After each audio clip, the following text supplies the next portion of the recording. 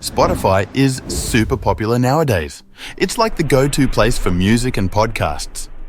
But even though everybody loves it, Spotify is losing money. It all started back in 2006 when a couple of Swedish people named Daniel and Martin launched Spotify. They came up with the name by mashing up spot and identify because they thought the music you listen to says a lot about who you are. Now, Spotify makes most of its cash from two things: people paying for a fancy version called Premium and ads that pop up while you're jamming out. They've even dived into podcasts, dropping about $1 billion into that side of things. Spotify has a ton of users, over 500 million actually, with 220 million of them paying for the premium deal. But despite having way more paying customers than their biggest rival, Apple Music, they're still not turning a profit. Well, that's what we're here to figure out in today's video. We're going to dig into how Spotify got so big, what's messing with its money-making mojo, like the heavy competition from big tech players, and what might happen next for the company. The rise of Spotify. Imagine it's 2008 and the music industry is in a bit of a crisis. People are downloading songs illegally like there's no tomorrow, and artists are feeling the pinch. Then along comes Spotify, swooping in to save the day. What did they do? Well, they said, why download illegally when you can stream legally? For a small monthly fee, you could listen to as much music as you wanted from their massive library. No more worrying about viruses or feeling guilty about pirating. Plus, it was cheaper than buying individual songs or albums, and people loved it, especially the younger crowd and those who were good with technology. They loved how easy Spotify was to use. They could explore millions of songs, get recommendations tailored to their tastes, and even share playlists with friends. Spotify didn't just think about the users, though. They made friends with the bigwigs in the music biz, getting cozy with record labels and artists to make sure they had all the tunes people wanted to hear. Plus, they got smart about their pricing, offering different plans for different types of users, like families, students, or even couples who wanted to share an account. Fast forward to 2020, and Spotify is sitting pretty at the top of the music streaming mountain. They've got 155 million people shelling out for their premium service and a mind-blowing 345 million people tuning in every month. Not content with just ruling the music scene in a few select places, Spotify decided to spread its wings. They're now kicking it in over 90 countries and regions, bringing tunes to ears all around the globe. And they're not just sticking to one style either. Their library is a melting pot of genres and languages, catering to every musical taste imaginable. But even though Spotify is on top of the world, they've still got some hurdles to clear. Like, how do they keep growing without burning out? And with more and more competitors popping up, how do they stay ahead of the game? Spotify's struggle with its business model. Despite being super popular, Spotify's not making money. They've never turned a profit since they started, and they're in the hole for over $4 billion.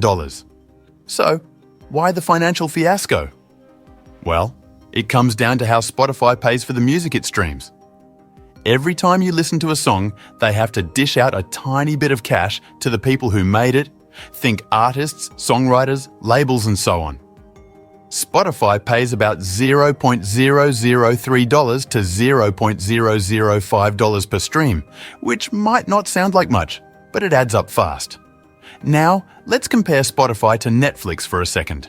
Both charge a subscription fee, but here's the difference. Netflix pays for a movie or show once, and then they can stream it to you as many times as you want without paying extra. But for Spotify, every time you hit play on a song, they've got to cough up cash. So, the more you listen, the more they pay. It's like a never-ending bill. And about 70% of Spotify's revenue goes straight to paying these royalties.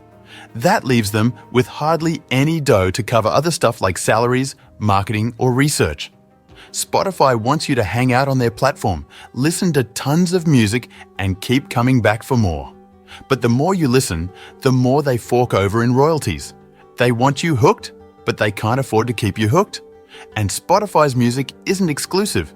You can find the same songs on other streaming services like Apple Music or YouTube Music. So they're not just competing on how cool their platform is, but also on stuff like price and quality. So, what's Spotify to do?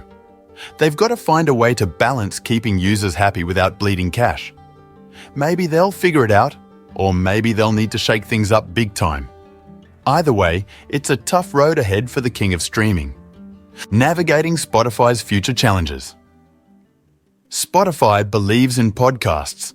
They see them as the key to saving their business because they don't have to pay music labels for podcast content. But investors are getting impatient. They've been waiting for Spotify to start making money, not just growing its user base. So now, profitability is the name of the game. What's Spotify doing about it? Well, they're focusing on beefing up their ads business and selling tools to podcast creators. They want to make it easier for people to make new shows and sell ads alongside them. Think of it like YouTube, but for podcasts. The money they make from ads would help cover the costs of streaming music. But it's not all smooth sailing. Spotify's got some serious competition. We're talking about the big dogs here, Apple, Google, and Amazon. For them, music streaming is just a tiny piece of the pie. They've got money to burn, so they can afford to pay royalties and still keep their lights on. Spotify, on the other hand, can't. Why don't these tech giants just crush Spotify by lowering their prices? Well, they can't. The music labels won't let them. If they drop their prices, it would set a new standard, and nobody wants that. It would mean less money for everyone, and nobody's down for that. So, why does Spotify keep losing money? It's because they're shelling out so much on royalties and trying to compete with the big boys. They're trying to innovate and stay ahead, but it's costing them big time. Right now, they're surviving on investor cash, but that won't last forever. Spotify could eventually turn a profit, maybe in about 10 years. But they're burning through cash every day, and who knows what the landscape will look like by then. It's a tough spot to be in. Spotify's future is uncertain. They're trying their best to stay afloat, but they've got some serious challenges ahead. Only time will tell if they can make it work. Spotify's journey from a game-changing music streaming service to a titan of the industry has been nothing short of remarkable.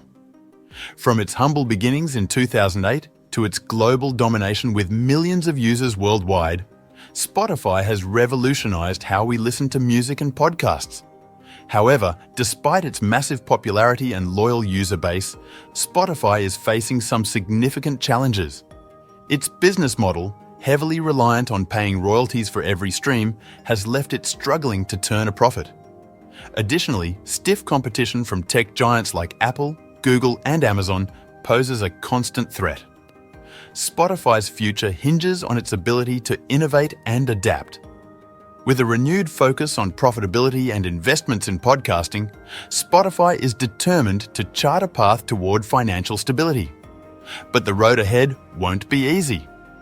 Ultimately, the fate of Spotify rests on its ability to navigate these challenges, strike a balance between user engagement and financial sustainability, and continue to provide value to its listeners and creators alike. Whether Spotify can overcome these hurdles and emerge stronger remains to be seen. But one thing is for sure: the world will be watching. If you found this exploration informative and engaging, don't forget to show your support by giving this video a thumbs up and subscribing to our channel. Your support means the world to us, and it helps us continue to create quality content for you. Thanks for watching.